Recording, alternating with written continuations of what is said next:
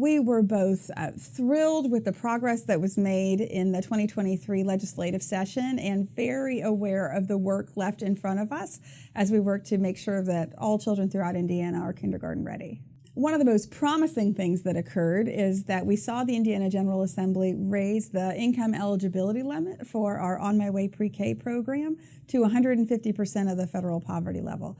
That number has been stuck at a lower threshold for a long time, and that's going to really enable thousands more families to access early care and education services for their children.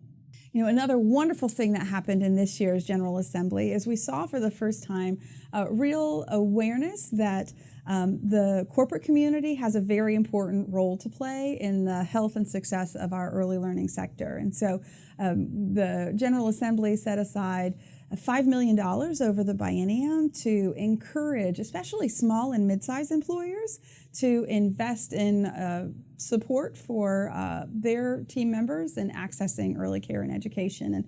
And we are really looking forward to understanding what happens from that experiment.